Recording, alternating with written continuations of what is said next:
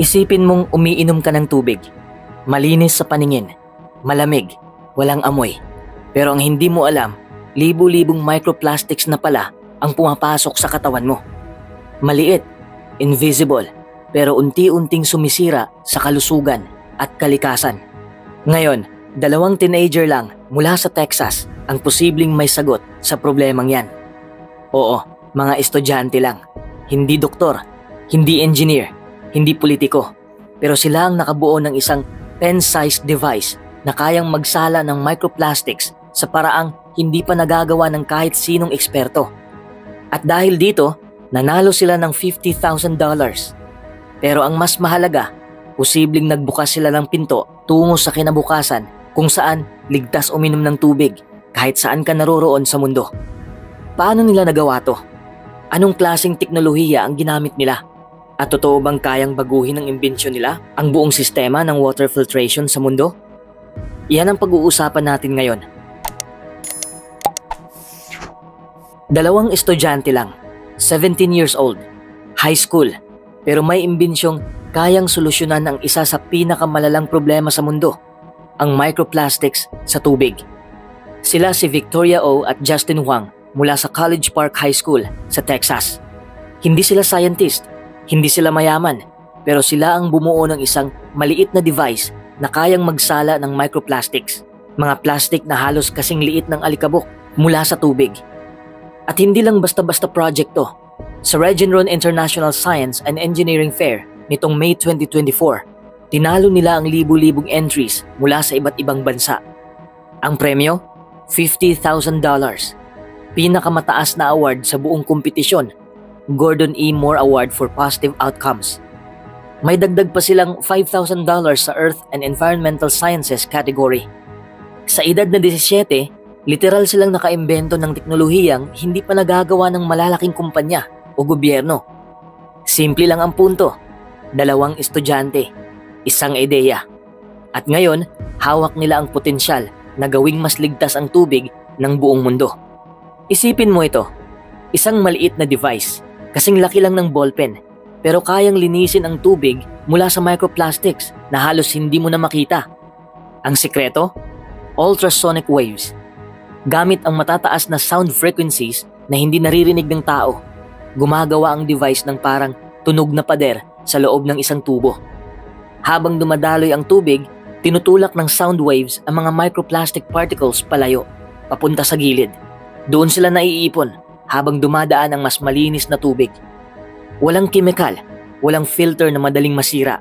Tunog lang, pero scientific. Sa testing, naalis ang 84% hanggang 94% ng microplastics sa isang pasada lang. At hindi ito basta plastic lang. Kaya nitong tanggalin pati mga klase gaya ng polyurethane, polyethylene at polystyrene. Maliit ang device pero malaki ang epekto. Ganun kasimple, ganun ka-powerful. Ang microplastics ay maliliit na piraso ng plastic, mas maliit pa sa isang butil ng asin. Hindi natin sila nakikita, pero araw-araw natin silang nalalanghap, naiinom at nakakain. Ayon sa mga pag-aaral, nakita na ito sa inuming tubig, sa hangin, sa isda, sa gatas ng ina at pati sa dugo ng tao. Pati ang mga sanggol sa sinapupunan nalalantad na rin sa microplastics. May mga pag-aaral na nakakita ng microplastics sa placenta. Ibig sabihin, posibleng nagsisimula ang exposure habang hindi pa tayo ipinapanganak. Oo, nasa loob na ng katawan natin ang microplastics. At hindi pa natin alam kung anong long-term effect nito sa kalusugan. Pero sinasabi ng mga eksperto, hindi ito maganda. Sa mga hayop na na-expose sa microplastics, nakita ang mga epekto gaya ng pagbawas sa fertility, abnormal development, at pagbabago sa behavior. Hindi pa malinaw kung gaano kalaki ang epekto nito sa tao, pero malinaw na may panganib. Dagdag pa rito, hindi kaya ng mga normal na water treatment systems ang tanggalin ang microplastics. Ibig sabihin, kahit mineral water o tubig sa bahay mo, posibleng may kasamang plastic particles. At hindi lang ito problema ng lungsod. Kahit nasa bundok ka o gitna ng dagat, may microplastics pa rin. Nadiskubre na ito sa snow sa Antarctica at sa hangin sa Mount Everest. Araw-araw, umabot sa milyon-milyong tonelada ng microplastics ang napupunta sa kapaligiran. Galing sa mga gulong ng sasakyan, synthetic na tela, personal care products, at sirang packaging. Hindi lang ito issue ng kalikasan, isa itong lihim na banta sa ating kalusugan. Maaaring konektado ito sa hormone disruption, inflammation, at posibleng cancer ayon sa ilang pag-aaral. At ang pinakadelikado rito, wala tayong paraan para malaman kung gaano karami na ang naipon sa katawan natin. Hindi ito lumalabas sa ihi o dumi kagaya ng ibang toxins. At sa ngayon, halos walang bansang may sapat na batas para pigilan ang pagkalat nito. Sa buong mundo, wala pang comprehensive regulatory standard para sa microplastic content sa inuming tubig. Maging ang mga developed countries ay kulang pa rin sa monitoring at testing. Kaya kapag may dalawang teenager na nakabuo ng device na kayang alisin ang microplastic sa tubig, hindi ito simpleng science project. Isa itong breakthrough na posibleng makabawas sa polusyon na literal na pumapasok sa katawan natin. Ito ay senyales na habang ang mga institusyon ay mabagal sa pagresponde, may mga kabataang handang umaksyon. At kung sila ay susuportahan, posibleng sila ang maghatid ng mga solusyong hindi natin inaasahan pero lubhang kailangan. Anong potensyal nito? Simple lang, malaki ang pwedeng marating ng device na to. Unang-una, portable ito. Kasing laki lang ng ballpen, kaya pwedeng dalhin kahit saan. Ibig sabihin, pwedeng gamitin sa mga lugar na walang access sa malinis na tubig, lalo na sa mga liblib na probinsya o lugar na apektado ng kalamidad. Pangalawa, pwedeng scale up. Kung gagawa ng mas malaking bersyon, pwede itong ikabit sa industrial wastewater facilities, mga planta ng damit, o kahit sa malalaking treatment plants. Imbis na chemical-based o mamahaling filtration, sound waves lang ang gamit. Mura, simple, epektibo. Pangatlo, pwedeng gamitin sa bahay. Isipin mo, filtration system para sa gripo mo mismo. Kayang alisin ang microplastics sa iniinom mong tubig araw-araw. Hindi lang ito prototype na gawa sa papel. Gumagana na ito. Kaya gamit ang $50,000 prize, plano nilang i-upgrade pa ang design, palakasin ang power at ihanda ito para sa deployment. Ibig sabihin, kung magtatagumpay ang scaling at testing nito, pwedeng maging standard ito sa microplastic filtration sa buong mundo. Ang imbensyon ay napakaastig, pero hindi ito magic. May mga seryosong hamon pa. Una, scale. Kaya nitong mag-filter sa maliit na tubo. Pero paano kung isang planta na ang kailangang linisin? Hindi pwedeng ballpen size lang. Kailangan itong palakihin, i-upgrade at subukan sa mas matitinding sitwasyon. Ikalawa, gastos. Mukhang simple, pero may parts ito na high-tech. Kung mahal ang produksyon, baka hindi kakayanin ng mahihirap na lugar na pinakakailangan nito. Ikatlo, kuryente. Ultrasonic waves, malakas na power yan. Paano kung ilalagay mo sa probinsya na laging brownout? Dapat energy efficient o may low power version. Ikaapat, microplastic disposal. Okay, nasala na ang microplastics. Ngayon, saan ilalagay ang nakolekta? Kung basta itatapon lang ulit, balik tayo sa simula. Dapat may solid plan para i-imbak, i-recycle o sirain ito ng ligtas. Ikalima, real-world testing. Sa laboratorio, lahat kontrolado. Pero sa tunay na mundo, may buhangin, may langis, may dumi at pressure. Kaya ba nito sa ulan, sa baha o sa putikan? Hindi pa natin alam, kaya kailangan pa ng testing. Sa madaling salita, game changer ito kung mapapagana sa totoong mundo. Pero kung hindi mariresolba ang mga problemang to, baka matulad lang ito sa maraming great idea na naiwan sa science fair.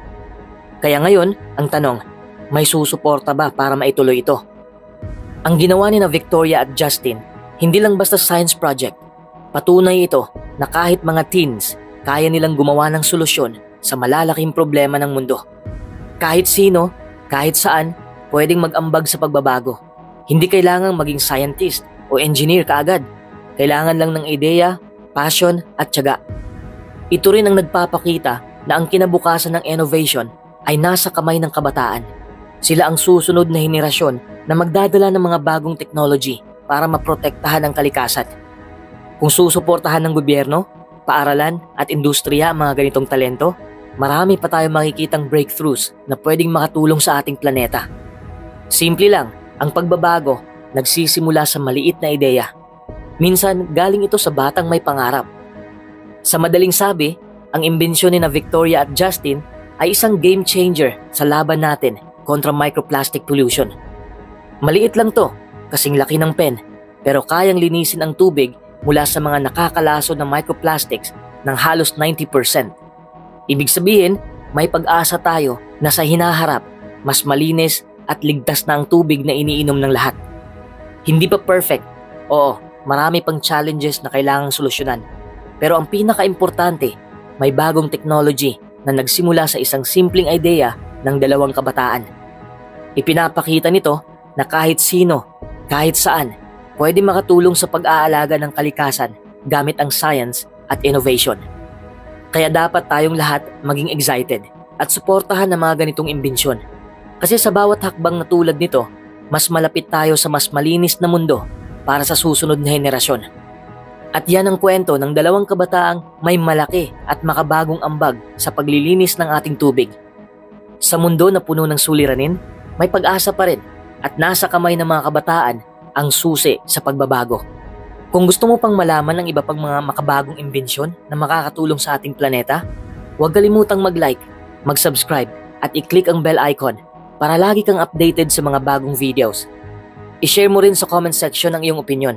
Ano sa tingin mo ang pinakamalaking challenge sa paglilinis ng microplastics? O baka ma-ideya ka kung paano pa ito mas mapapabilis? Maraming salamat sa panonood at magkita-kita tayo sa susunod na video. Sama-sama nating protektahan ang ating mundo. So you can see here, these are stainless steel tubes, right? And then these are transducers that are attached. And how it works is that these will connect to an outside power source that will generate electric impulses and send it to the transducers. Okay. And inside of here, there are a bunch of crystals that when they have the electric impulses, they'll vibrate. And when it vibrates, it creates the sound waves. And ultrasound is just really, really high frequency sound waves. So once the sound is created, any water with microplastics that we'll have on this side, we'll push it through the system and the sound waves will block the microplastics from passing through, but water is able to go through the other side. So anything that comes out is clean water.